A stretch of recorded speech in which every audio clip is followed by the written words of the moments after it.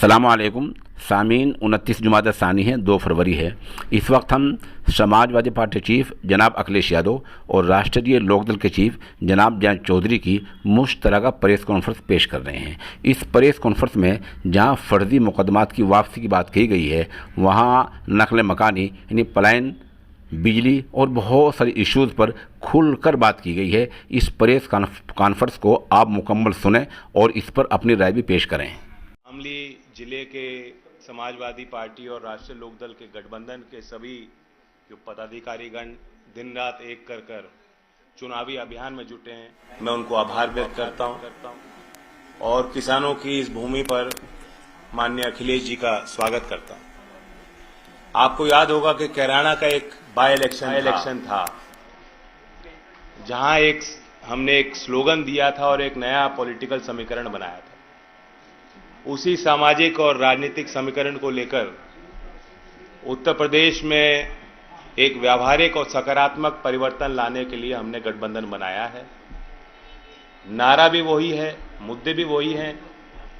गन्ना जीतेगा, जिन्ना हारेगा। इसका मतलब साफ है। जो लोग हमें बांटने की कोशिश कर रहे हैं, जिन लोगों ने किसानों का सम्मान नहीं किया, नौजवानों को रोजगार नहीं दिला पाए, अब उनका वक्त खत्म है। और जिस तरह से उम्मीद के साथ सभी जाति और वर्ग का समर्थन आज गठबंधन के पक्ष में आता दिख रहा है, खासतौर से जो यूथ वोट है, जब मैं शब्द उम्मीद का इस्तेमाल कर रहा हूं, वो यूथ वोटर जो है वो उम्मीद और विश्वास के साथ आ रहा है।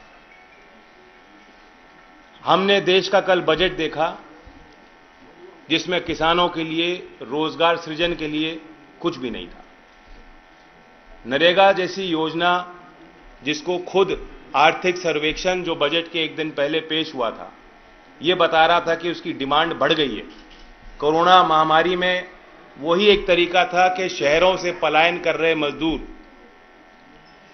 जब वो गांव लौटे, उन्होंने अपना घर का, परिवार का जो भी वो इंतजाम कर सकते थे, उस योजना के माध्यम से उनको एक आर्थिक सहारा मिल रहा था। पिछले वर्ष नरेगा में 1,11,000 करोड़ रुपए खर्च हुए और इस साल के बजट में सिर्फ 73,000 करोड़ का आवंटन सरकार ने किया। 2018-19 यानी 3 वर्ष पहले औसतन 51 मैन डेज मिलते थे, जहां 100 दिन का रोजगार योजना में देने हैं। 51 दिन केंद्र सरकार दे रही थी, जो एक अन्याय है। और वो इस बजट ने और घटा दिया, सिर्फ 44 दिन का काम इस योजना में हम मजदूर को देना चाहते हैं। तो फिर रोजगार के लिए भी आपने देखा, बजट में कोई ऐसी घोषणा नहीं कि नौजवानों को उम्मीद मिल सके। और किसानों के लिए मोर क्रॉप पर ड्रॉप, जो एक नई योजना प्रधानमंत्री ने चालू की थी। पिछले साल का बजट 4,000, इस साल का बजट 2,000 करोड़, आधा कर दिया। तमाम ऐसी योजनाएं हैं, पीएम फसल बीमा योजना, उसका बजट घटा दिया। तो ये संकेत है कि सरकार चाहे केंद्र की हो, चाहे यूपी की हो, और ये एक फ्रेज को यूज करते हैं, टर्मिनोलॉजी को, डबल इंजन सरकार। ये डबल इंजन की मार पड़ रही है किसान पर और नौजवान पर। तो आज कैराना की इस धरती पर हम लोग साथ मिलकर आए हैं एक संदेश देने। जिन्ना, औरंगजेब, पाकिस्तान के मुद्दों पर जो लोग चुनाव लड़ रहे हैं, उनको बहुत भारी शिकस्त मिलने वाली है और नौजवान और किसान की जीत होने वाली है। धन्यवाद।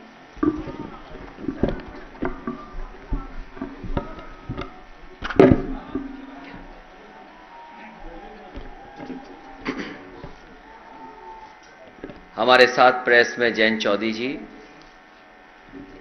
और दोनों दलों के जिलाध्यक्ष, आरएलडी के जिलाध्यक्ष मुकेश सैनी जी, समाजवादी पार्टी के जिलाध्यक्ष अशोक, और हमारे साथ तीनों प्रत्याशी जो गठबंधन के वो मौजूद हैं। मैं सबसे पहले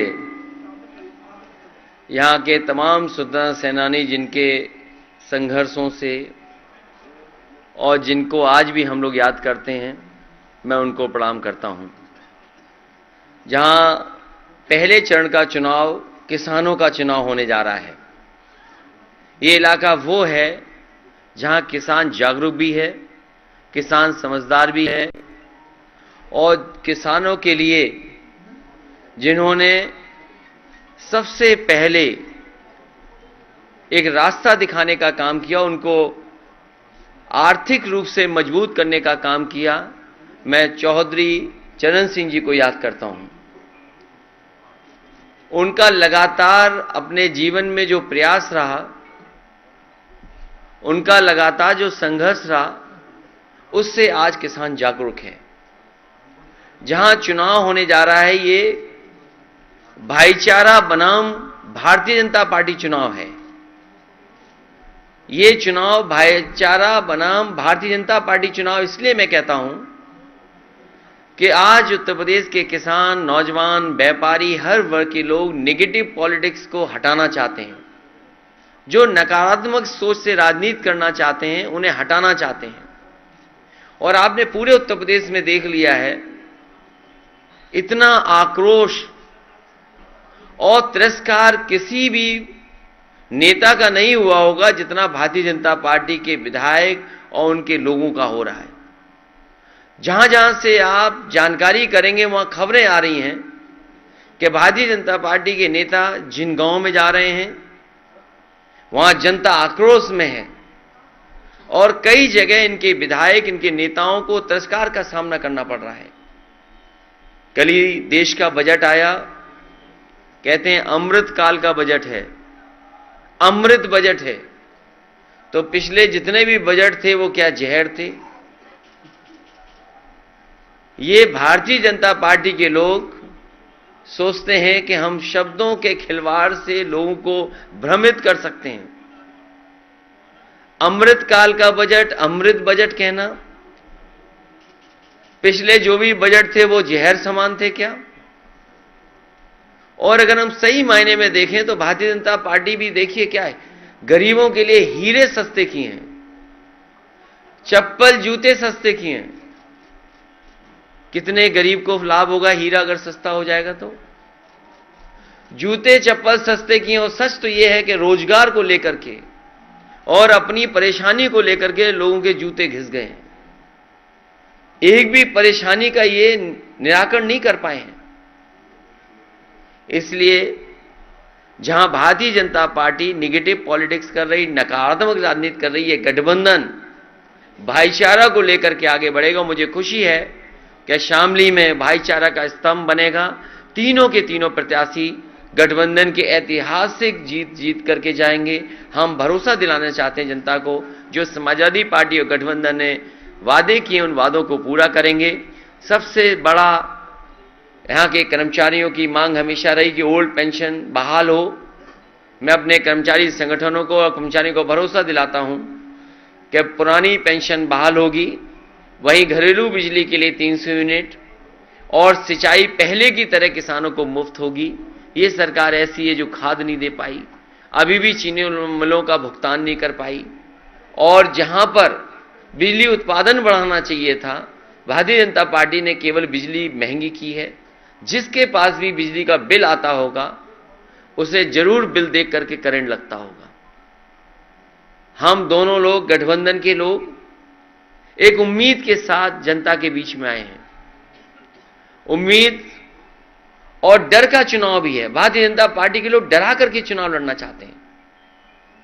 मैं आने वाले समय में भरोसा दिलाता हूं कि जिस तरीके से 100 नंबर जो अब 112 हो गई है, पहले तय था कि हर 8 किलोमीटर पे एक गाड़ी होगी या 12 किलोमीटर के बीच में गाड़ी होगी।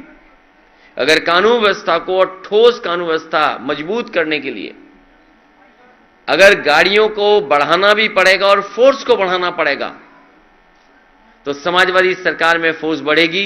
अभी तो पुलिस को जो इंतजाम किया था कि 15 मिनट में पहुंच जाए, 20 मिनट में पहुंच जाए, लेकिन जब गाड़ियां दुगनी हो जाएंगी तो मैं समझता हूं पुलिस का रिस्पांस सिस्टम जो बनाया था समाजवादियों ने, वो कम समय में मदद के लिए पहुंच जाएगा और जो भी कानून व्यवस्था के साथ खिलवाड़ करेगा उसके ऊपर सख्त से सख्त कार्रवाई होगी। मैं ये भरोसा दिलाता हूं। इन्हीं शब्दों के साथ मैं एक बार फिर शामली की जनता से और आसपास के हमारे जितने भी पहले चरण के चुनाव हैं, मैं अपील करता हूं अपने प्रेस के साथियों के माध्यम से कि एक एक प्रत्याशी को जिताने का काम करें। लगातार हम लोग जा करके अपील कर रहे हैं कि जिताएं। यहां के इस गठबंधन और समाजवादी पार्टी के जो प्रत्याशी हैं प्रसन्न चौधरी जी, मैं उनके समर्थन में आपसे अपील करता हूं उनकी मदद करें। दूसरे प्रत्याशी अशरफ अली हैं, मैं उनके लिए भी सहयोग चाहता हूं, समर्थन चाहता हूं। तीसरे नाहिद की और समाजवादी पार्टी की इकरा हसन बैठी हैं, मैं समाजवादी पार्टी के प्रत्याशी उनके समर्थन में भी और उनके सहयोग में भी आप सबसे अपील करता हूं कि ऐतिहासिक वोट देकर के ऐतिहासिक जीत दिलाने का काम करें।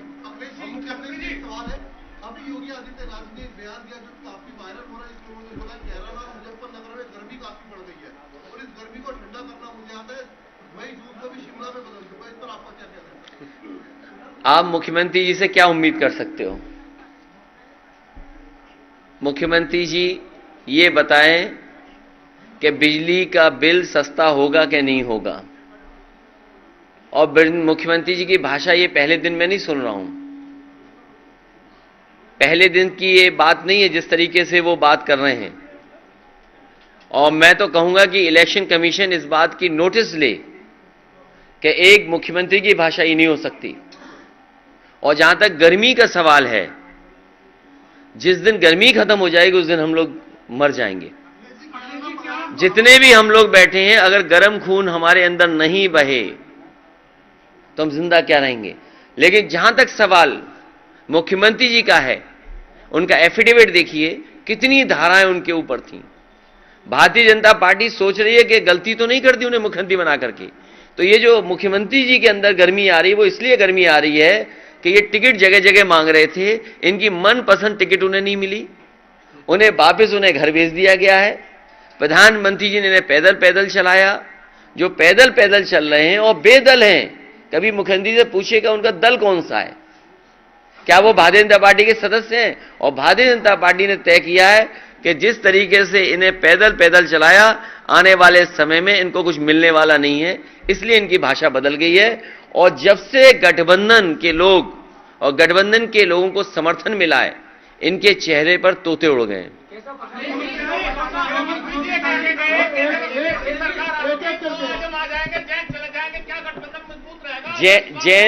जैन चौधरी जी का जो सम्मान है, पहले चुनाव से हमारे साथ हैं और लगातार समाजवादी पार्टी उनको वही सम्मान देती रहेगी। सवाल यह है कि भारतीय जनता पार्टी घबराई हुई है कि किसान इस बार समर्थन कर रहा है गठबंधन का, और किसान ये महसूस कर रहा है कि उसके मान सम्मान का चुनाव है। क्या लोग भूल जाएंगे वो जीप चढ़ा दी गई किसानों के ऊपर जिनकी जान चली गई? क्या भारतीय जनता पार्टी के पास उसका जवाब है कुछ?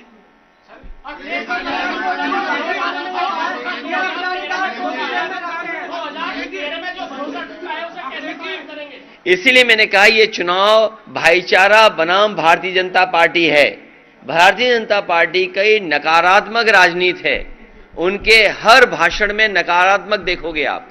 लेकिन इस गठबंधन के साथ उम्मीद है कि किसानों की सिंचाई माफ होगी, हमारे कर्मचारियों को पुरानी पेंशन बहाल होगी और बिजली घरेलू माफ होगी, किसानों का 15 दिन में भुगतान होगा। मुझे याद है जिस समय संकट था, पेमेंट नहीं हो पा रहा था, बजट से पैसा दिया गया था, 2000 करोड़ रुपया किसानों को बांटा गया था। आने वाले समय में तय किया है कि चाहे फार्मर्स कॉर्पस फंड बनाना पड़े, फार्मर्स के लिए कहीं से फंड अलग से रखा जाए जिससे कि किसानों को धरना न देना पड़े, ये व्यवस्था लाने का काम समाजवादी लोग करेंगे।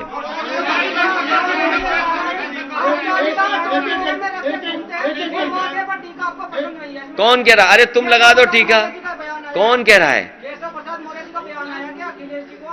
मैं तो कहूंगा केशव प्रसाद जी आए, हमें जीत का टीका लगा दें आके।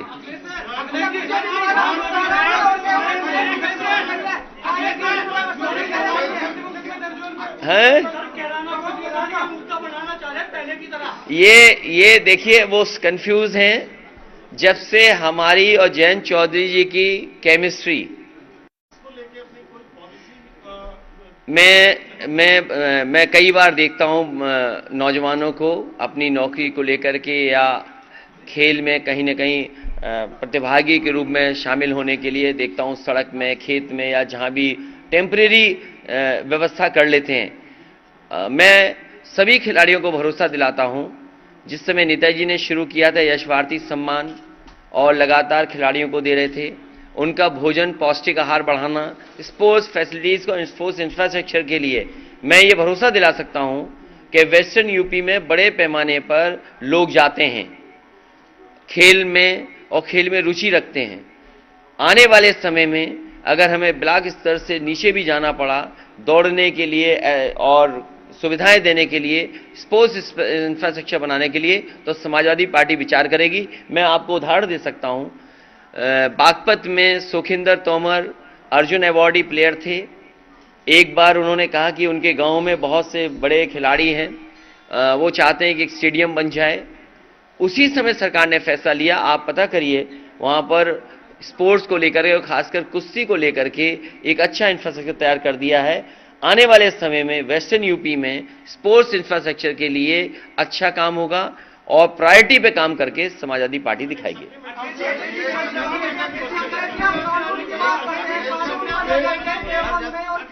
एक मिनट का खत्म हो जाए फिर मैं कब बता दूंगा कानून व्यवस्था।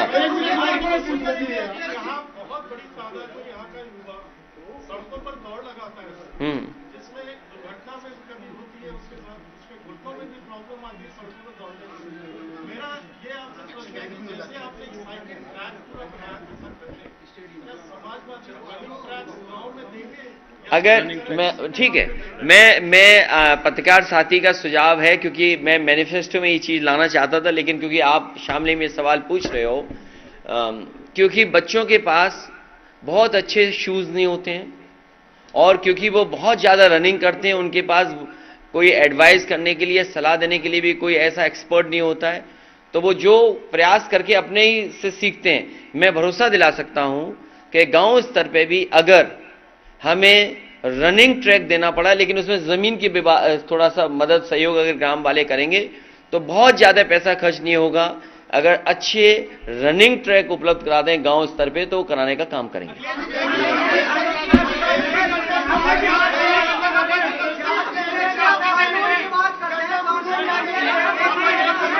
अरे ऐसे तो किसी का सवाल नहीं सुन पाएंगे।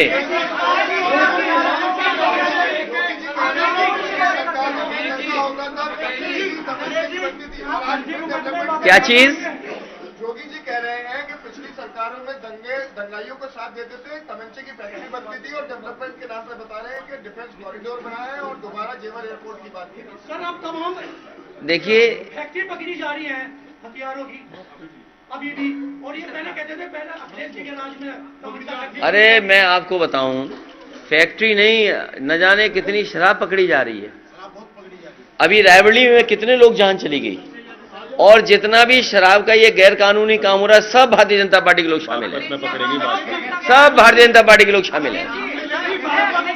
और आप पत्रकार साथियों सब जानते होंगे कौन कौन इसमें शामिल है।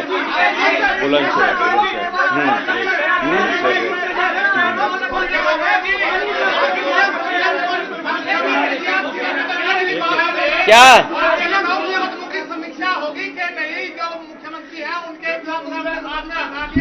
नहीं, ये हमारे पत्रकार साथी ने बहुत अच्छा सवाल पूछा। हमारे उत्तर प्रदेश के मुख्यमंत्री पर बड़े पैमाने पे धाराएं लगी थीं और डिप्टी सीएम पे भी लगी थीं। दोनों पे जितने मुकदमे थे इतने तो आईपीसी में सेक्शन नहीं बने हुए। जहां तक समीक्षा का सवाल है, मुख्यमंत्री जी पर गंभीर धाराएं हैं, अगर कोई दरखास्त देगा तो उस पर विचार किया जाएगा।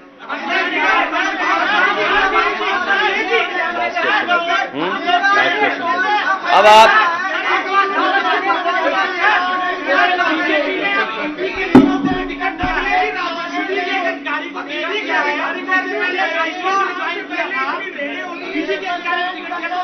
समझ लो, देखिए ये भारतीय जनता पार्टी जिन अधिकारियों से काम लेती है, भारतीय जनता पार्टी कि सरकार में जिन अधिकारियों से काम लेती है उन्हें सम्मान दिया जाता है। ये जो हमारी दोनों की केमिस्ट्री है, इससे अनर्गल बातें कर रहे हैं वो।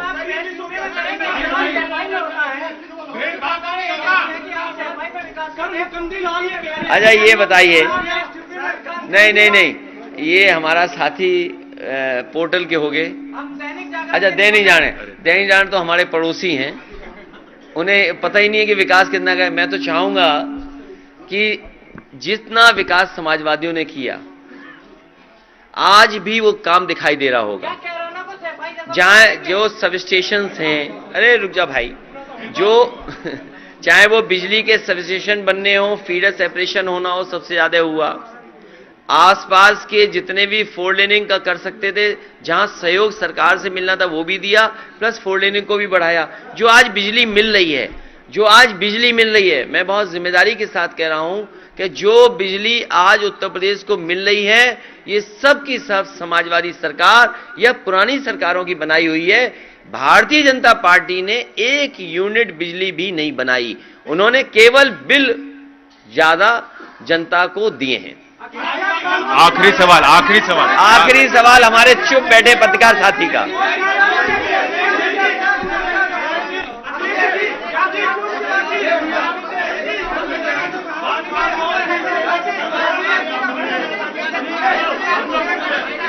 एक मिनट उनका ले लें। उनका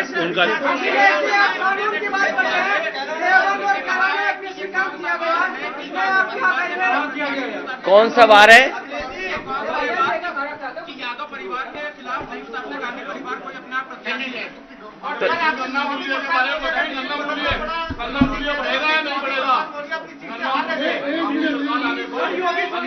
अच्छा गन्ना को क्यों नहीं बढ़ाएंगे? गन्ना को क्यों नहीं किसानों को खुशहाल बनाएंगे?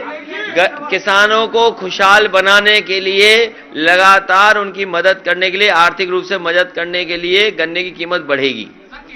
और जब भी समाजवादी आए होंगे तो गन्ने की कीमत बढ़ी होगी। ये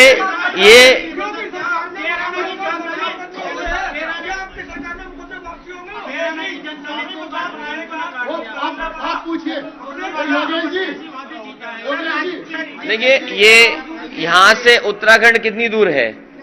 उत्तराखंड कितना दूर है यहां से? 80 किलोमीटर।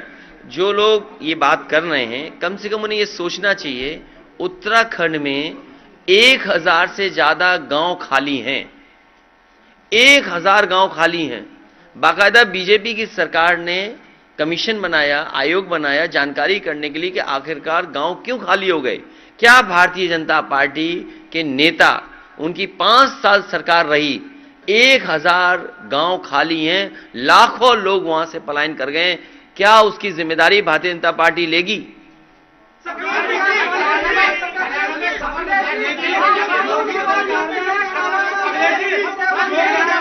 कैराना से लखनऊ पहुंचने के लिए एक्सप्रेसवे बनेगा जो कम समय में पहुंच जाओ। मैंने अच्छा आखिरी बात फिर हम लोग जा रहे हैं। मैंने जिस समय आरएलडी और समाजवादी पार्टी के मिलकर के सांसद को जिताया था, उस समय मैंने ये कहा था कि इस हिस्से में जोड़ने के लिए अगर एक्सप्रेसवे बनाना पड़ेगा तो चलो, बीजेपी वालों ने गंगा एक्सप्रेसवे तो शुरू किया है, लेकिन बनाएंगे हम ही लोग, और इस हिस्से को आपसे जल्दी लखनऊ पहुंच जाए, 5 घंटे से ज्यादा समय न लगे, ऐसा एक्सप्रेसवे बनाएंगे जिससे आपकी लखनऊ की दूरी कम हो जाए। एक मिनट पूछिए, क्या कह रहे हैं? वो कहते हैं कि जाटों के नेता हैं, बात जाट की करते हैं, जाट की लेते हैं, लेकिन टिकट मुसलमानों को देते हैं। अरे ये कोई उनकी कही गई बात पे मैं क्या जवाब दूं? और वो विद्वान आदमी है दिल्ली वाले, मैं क्या उनका जवाब? हम देते हैं टिकट, जिसकी भागीदारी होनी चाहिए, सब वर्गों को हमने टिकट दिया। अगर आप गठबंधन के प्रत्याशियों को देखोगे, सभी जाति के लोगों को मौका मिला। नहीं, आपने लखनऊ, एक मिनट, मैं एक बार कहूं पत्रकार साथी, भाई ये बताओ, पति पत्नी की टिकट क्यों काट दी? भाई ये हमसे टिकट पूछ रहे, हमने किसी को क्यों टिकट दे दी? भाई ये बताओ, जो रात भर लोगों को सोने नहीं देता, नहीं, वो बात नहीं है, झगड़े वाली बात नहीं है। जो एक व्यक्ति रात भर किसी नेता को सोने नहीं देता था, कभी किसी घर, कभी किसी घर, कभी किसी घर, और नेताओं को तोड़ता था। भाई बीजेपी के लोग बताएं, पति पत्नी को क्यों घर बैठा दिया? कम से कम दोनों की मिलाप करा दें आप। चलिए, जयंत हमारे साथ होंगे।